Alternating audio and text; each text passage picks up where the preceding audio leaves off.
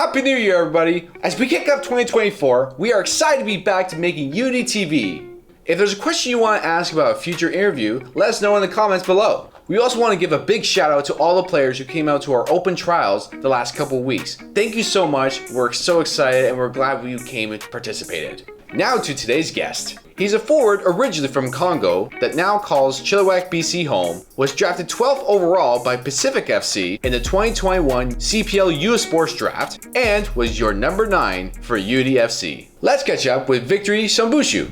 Joining me now is Victory Shumbusho of Chilliwack, BC. Thank you very much for coming on the show. I'm glad to be here. Looking forward to it. I want to start off with your story of being born in Africa and talk about your journey to getting to the game of football. Maybe just start from there. Yeah, so I was born in Congo, DRC, right in the middle of the continent. And actually growing up there, soccer was not the main sport there. It was actually karate. So that was kind of my entry into sports. I started with doing karate till I was 9 and just played maybe here and there. But when my family had to flew from Congo to Uganda because of civil war, the main sport in Uganda was soccer, and they happened to be like a game every evening, but only like the best 11 players will get to play. The rest just will watch for the rest of the evening. So in Uganda, I realized, okay, if I want to play in some kind of sport, I have to get better at soccer. So I knew the best, but everybody said he was the best player in the village. So I approached him. I'm like, okay, you know what? I need to learn how to play soccer. What can I do for you to teach me how to play? So he told me, he's like, you know what? I'll teach you how to play and I'll show you one skill move a day. But what you got to do, you have to do my chores. So you have to fetch me water. You got to go get me firewood and wash my clothes. And then every time you do a chore for me, I'll show you some kind of skill move. I'll teach you something. So I'm like, okay, you know what? You got a deal. So that's when I started learning. So at this time, I'm 9, right? Which is pretty late to start. But working with him, I started catching up really quick. Within 6 months, I've established myself as one of the young, young players there, like one of the best ones. So then I started getting on the pitch and playing as well. But that was my entry into the game. And then, from there, 5 years later, we come to Canada and end up in Chilliwack, playing with Chilliwack FC, gold team for a while. Being refugees, coming to Canada, my family, we didn't have enough money for me to go play HPL. Even though HPL teams approached me, high performance league, but my family, we didn't have 2,000 plus per season to pay. So I just stayed with a gold team where I found it really, really easy. But again, that's the only thing we could afford at the moment to play. So luckily, my U18 year, I got asked by the HPL team. They're like, you know what? Just come out, come play. Don't worry about the finances, and just come play. So I went and played for 3 months there about. And at this time, I'm playing for the U18 Gold team, U18 HPL team, and a men's premier back in Chilliwack. So I'm getting a lot of soccer in, and that was really fundamental for my development. That year was really huge for me. And then, a few universities noticed me at some of the showcases that were happening and whatnot. So I got a few offers from there. And then that's where Mike Moshe comes in. And he's like, hey, what do you want to do with soccer? I'm like, you know what? I want to play professional. And he's like, well, you're in grade 11. We want you to come to UBC, but right now we can't sign you because you're in grade 11. So what about Whitecaps? So he recommends me there, and then I go there and I sign, and I was there for a year. Half of it I spent injured. I did injured my groin. But from there, went on to UBC and to Unity. It's an amazing journey, just going from the Congo to Uganda and then making the trip over. It's a very unique story that not a lot of people have. For someone who learned the game in Uganda, coming over to Canada, you have a unique perspective that not a lot of people have of how is the game different from in Africa to here. Maybe talk about a little about that. As how do you find it different, your perspective on that? Yeah. Well, I think back in Africa when we played, it was more free play. It was not as structured. I didn't find more structured. So a lot of players there that we play with, they're just really good with the ball, their feet.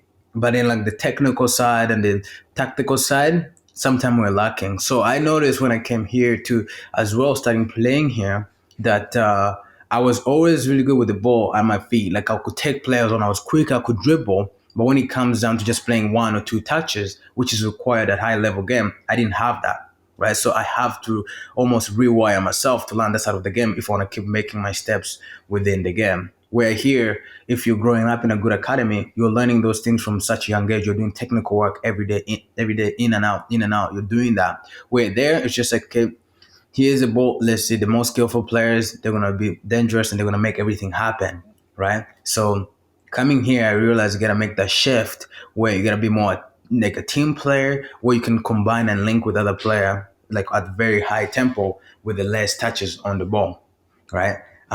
Which I still appreciate both sides because you need the side to help players become creatives, but also you need this other side where you need to play quick and link up with other players because it's a team sport, right? So I think the mixture, finding the mixture of both is a perfect. Let them have enough freedom, but also they know to play it really quick, right? Because that's the game. With your perspective of like going through your journey, what kind of style of football do you prefer to play? Like, what positions do you prefer that you enjoy playing on the game? Yeah, so the style that I prefer playing is attacking football. I don't like sitting down and buckling and just let the other team come to you. I like playing attacking style football, right? Being on the front foot. But also for me, in my position, the last few years, I've got asked this question so many times, and I've actually struggled with this question simply because I've played all the basically the front four position, and I enjoy all of them equally. I've played striker, which I really enjoy. I play left wing, I play right wing, and I play center attacking mid, and I really enjoy all of them. They bring different elements to the game and different sides of me to the game. Right. So when I'm up top strike, I'm very aggressive, runs in behind. But when I'm in the wing, I like taking players on. I'm a creative player, so I like taking players on, like the fullback, and create chances for the player, for myself. So I like that. In number 10, you want to connect a lot and be creative, which is really good. So I really struggle with that question because I've got asked it multiple times, but I just like being versatile, and I'll just go whenever I'm put because I understand those positions. I've studied them. I know what quality you need to be playing in those positions. Yeah. So anywhere within the front four, I'm good to go. You were basically talked about you were part of UBC for the 5 years you played. You were a big hit, being part of Canada West of those 5 years. Talk about that whole journey of being part of UBC and that whole journey. Yeah, so yeah, my journey at UBC actually came. It was had to make a decision between Trinity and UBC, and I really like both coaches, but I thought that I owed Mike Mosher for really helping me out when I was in grade 11, getting to UBC, and he showed me the program and everything. I really liked that aspect of things. So then I ended up choosing UBC last minute. I go there. I knew like UBC going in there, what they were struggling mostly was goals. And Mike Moshe brought me in to provide exactly that. So there was a lot of pressure going in my first year, and I started off pretty well, but then halfway through the season, my groin started acting up again. But my first year, I hit the ground running. Like first game scored, and I just kept going on like that. And the first year was really good. Felt really welcomed into UBC, like family and everything. I got settled in really quick and just connected with the guys. The first year was a really success, I would say, for the team, but also for me personally, individually, going on and winning 5 individual awards that season, but also winning West first year, and then we went on and finished fourth at national, losing in penalties, and we had a very very young team. So I thought it was a decent start, but yeah, overall, my journey at UBC as well too. Second season, I go in with an injury, which led me to missing half of the season. I come back in and I do well for the remainder of the season. But my first 3 years there, I was struggling with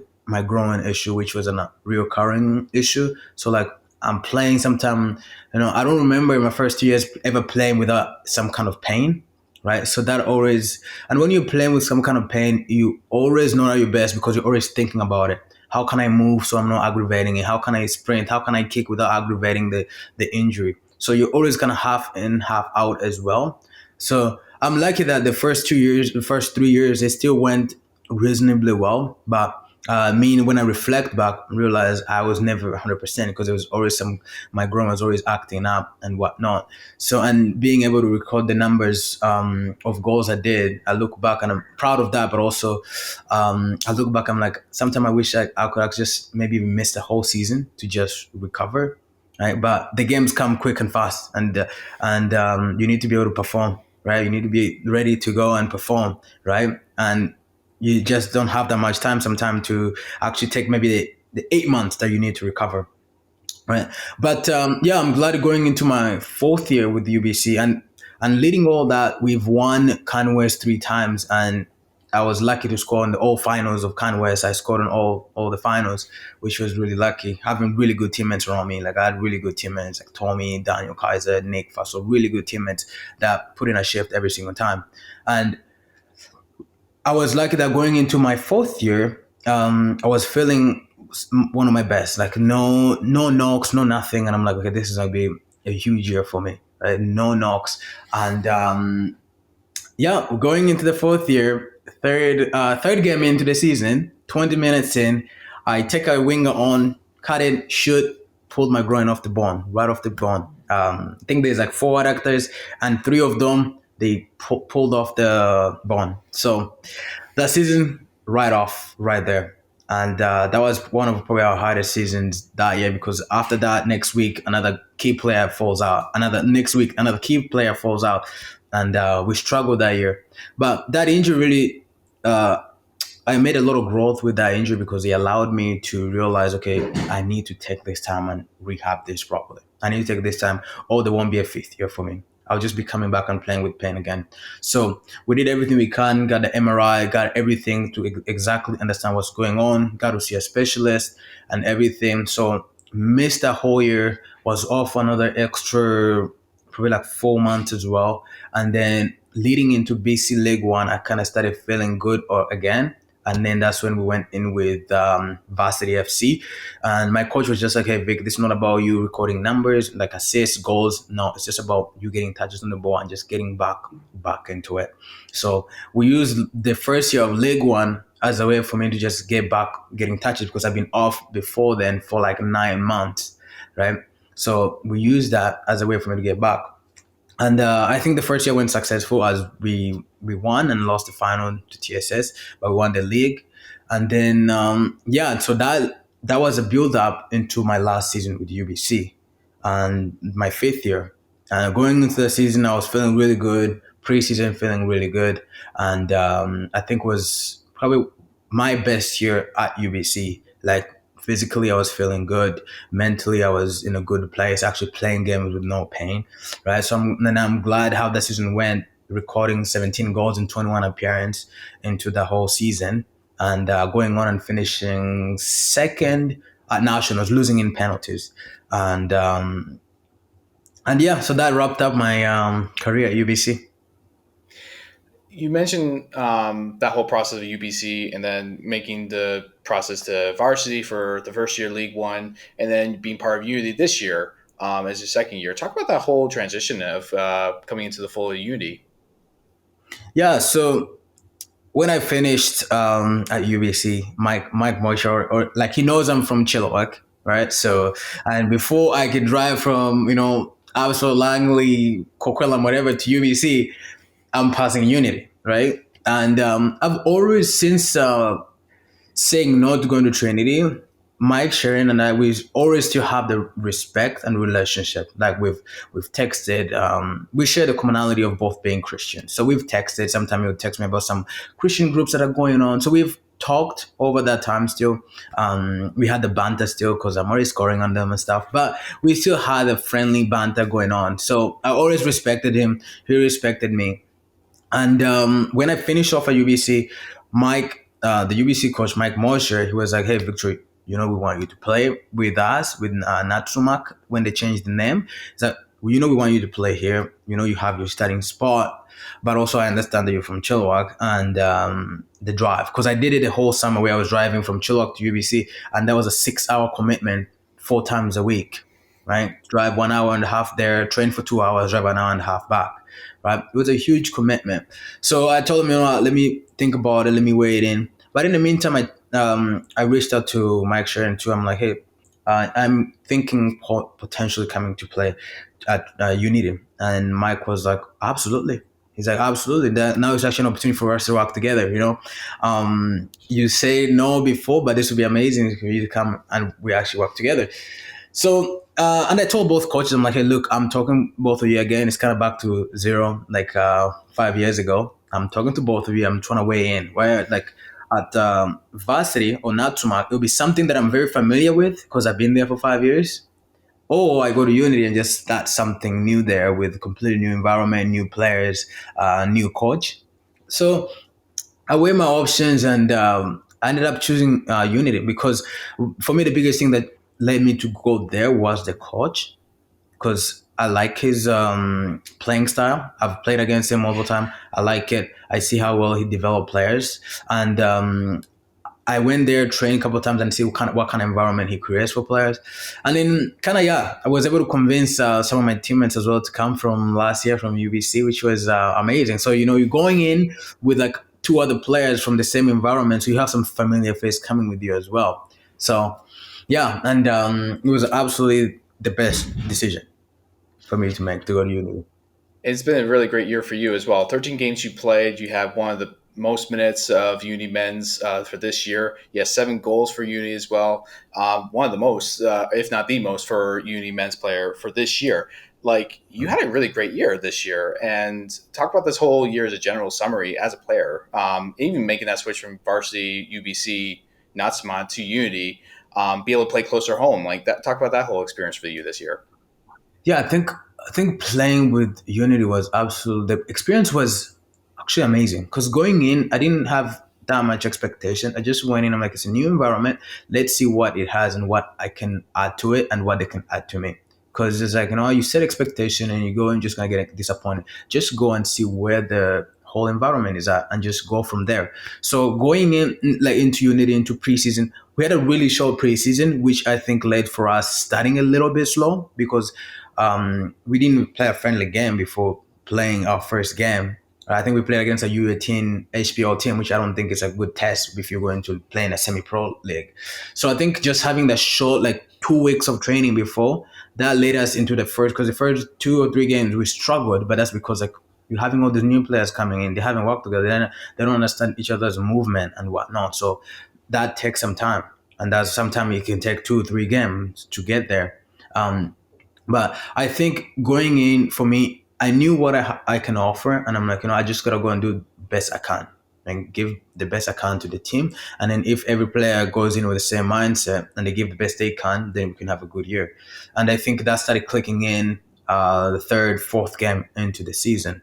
But for me, again, going in, I realized I'm like, I want to play pro. So this is a step as well. I have to show that I can dominate this league as well, right? Because in order for you to move to the next step, you got to be able to show that I've passed this step, right? So if I can dominate League One, how can I play at CPO level, right? So that was my other mindset going into it. So for me, I was going in with mindset where I need to give so much to the team, but also to myself too. I gotta prove myself that I am good to play at this level and dominate this level.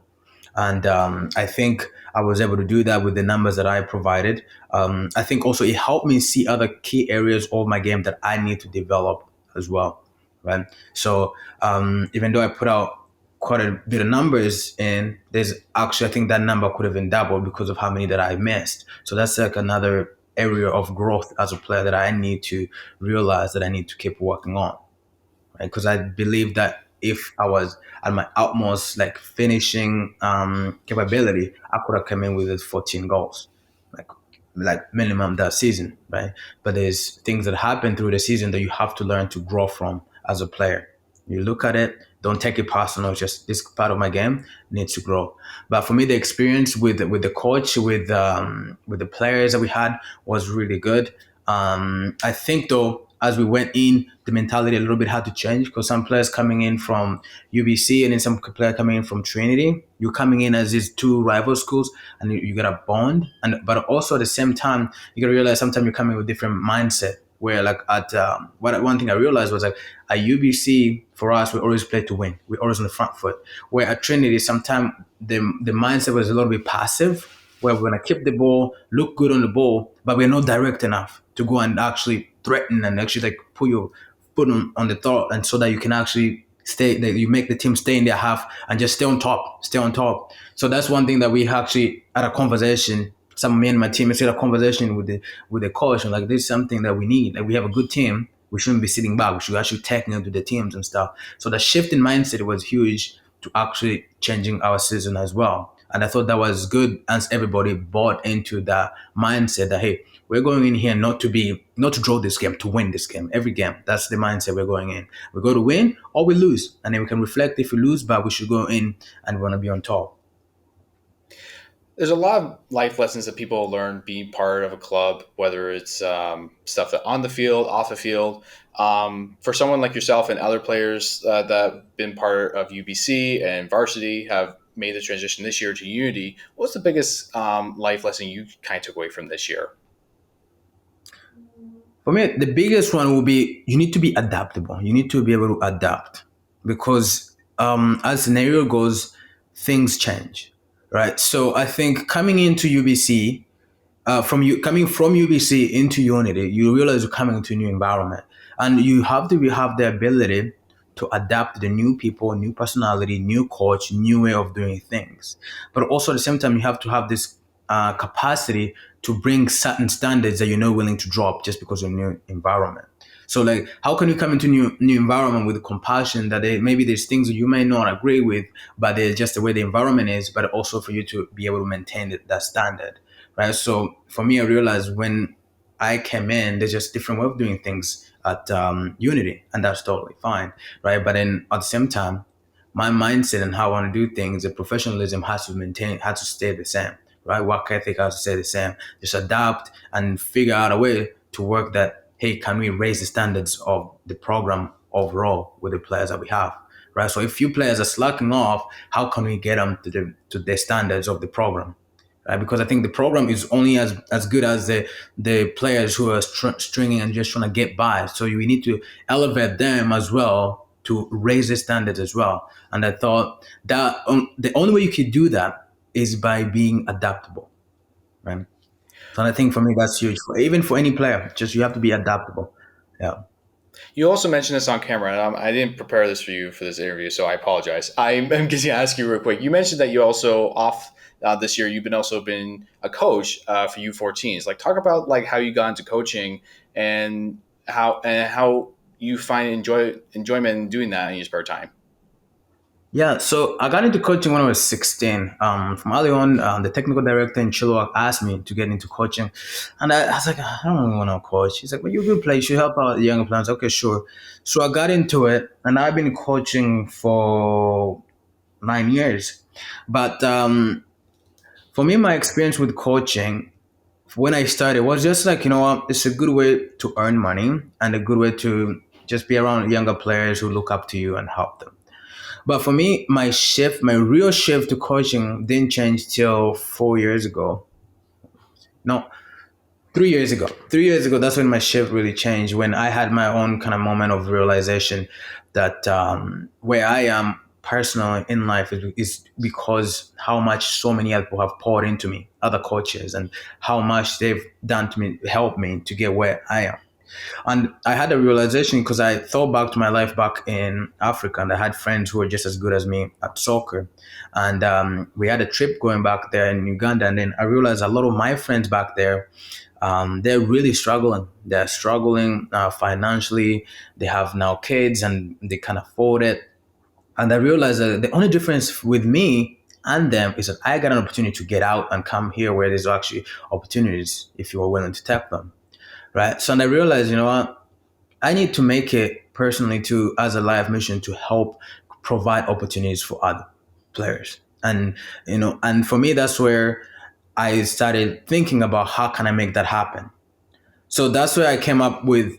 I run a program now in Chilliwack called Vicks One One Training, and we've been running that for almost 3 years now. Me and my brothers, and our program is basically tailored to helping any player who wants to get high level training and understand how the whole system work, and will help them within their journey. Which is a lot of time on the pitch, but also we do mentorship and mindset mindset training as well.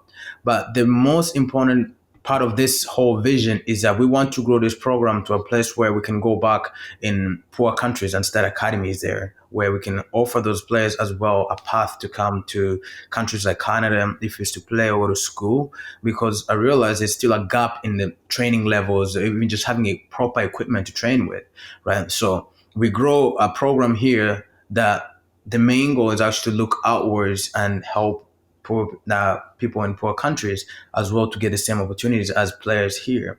And I'm really happy. Like now, since we started 3 years ago, we've helped two players are in Europe. Two players are playing university as well that we're working with, and one just signed with Trinity actually. So we're seeing the fruits of the program, and we're just glad to be part of this players' journey. But for me, yeah, 3 years ago, that's when really my passion and realizing how much influence, if you're just willing to come out and lend somebody a hand to with their journey, you can just help them get where they want to get to. That's an amazing story, and I really appreciate you sharing that because I think that's like so fascinating to be able to like help more people get into the sport, but also get to the next level. Like it's a very fascinating thing that you talk about that, and you also mentioned a little bit that your goals is that you want to go CPL. Like, do you have other goals, whether it's on the pitch for your personal career or even this program that you're working with? What kind of goals are you hoping to aspire to through this whole journey of football?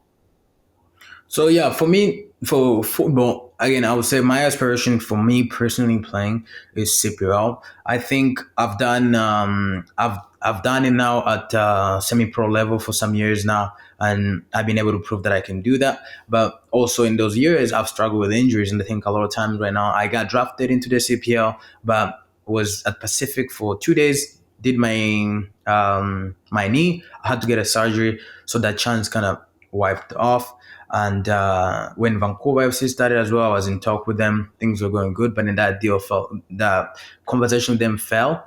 So, but for me, my aspiration is still to play at that level because I believe I can play at that level. I know players who've went into that level and play, and I think, oh, that's fantastic for them. But when I compare even with numbers and how well we've done, I'm like, okay, we play the same position as that player, but I've done well actually at this level. So I'm like, I'm happy for them, but that means actually I could play at that level as well too, right?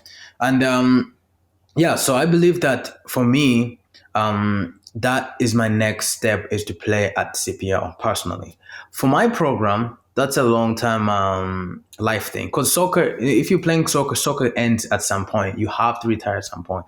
But for me, with my coaching program, that's a long life mission. So we have to keep growing every year as an organization. Our social media platform has to grow, and the awareness of our program, what we're trying to achieve, has to grow. We want to get to a point where we can actually own a field that we work on ourselves. Right, that's one of our ambition as well. But then also we're hoping, at least in like next 3 years here, that we actually open up an academy in Uganda that's gonna start accomplishing that, and then from Uganda maybe into a different country and a different country something like that. But that's the aspiration because we want to be able to go out there and help out, but also at the same time helping as many players as we can here. Because I think I've learned so much knowledge from my experience in going from gold all the way to university to getting drafted. That knowledge could help out the next 10-year-old right now who maybe their parents don't know how the system works, but then that can come in and bridge that gap for them to understand, hey, this is how the system works. You want to play at this level, this is how much you need to be doing. Your mindset has to be like this and all that stuff, right? Because it can really help them bridge that gap where, like, for me, going through it, I never had somebody actually come who went through the system telling me how things are. I kind of had to figure it out myself. Right? So then we bridge that gap where, hey, we bring in all that you need, and then you just have to put in the work. You talked about how local football, being part of UBC, making the journey from UBC to Unity because it was closer for you being in Chilliwack. How important do you find local football is for you, but having local football in our local communities? I think it's massive because I look back actually to some of the guys that I play with now who are much older, like 28, 29. And I could see even just like they're so happy, but at the same time a little bit envious because they're like, wow, that's amazing. Because the opportunities that have emerged from having like now like an HPL University, BC League One, CPL, all of it connected. It's crazy and incredible opportunities for players. It's it's absolutely incredible because I've seen players go from they're playing HPL, next year they go to CPL if they do pretty well and they stay there. Or some players go from CPL, they go to university and then maybe they do well there and they get drafted. I think that's absolutely massive because it's not just one avenue. Or you play HPL, try and get into university. That's it. Either you go overseas or you just kind of find yourself playing in a men's league, and that's kind of about it. That's a wrap. I think that having like Vancouver FC here now, a lot of players can go there and watch the games.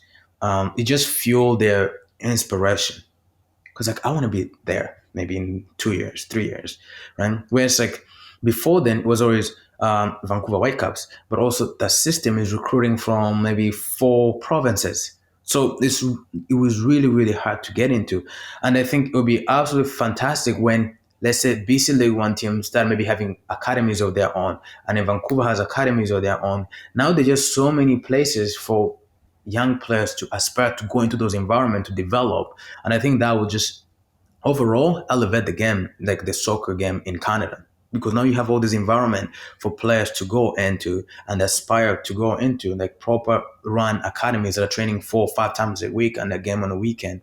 Because a lot of youth right now, they only play maybe train twice and then play a game on a weekend, and that's not enough, right? And I think having like Vancouver, a lot of the players when that I coach on U14, they go and watch some of those games, and they come back all fired up and stuff, and like, oh, I want to do that thing that guy did, and I think that's amazing, and I think that's a whole point of having like a pro level game like that, because you inspire the next coming up players.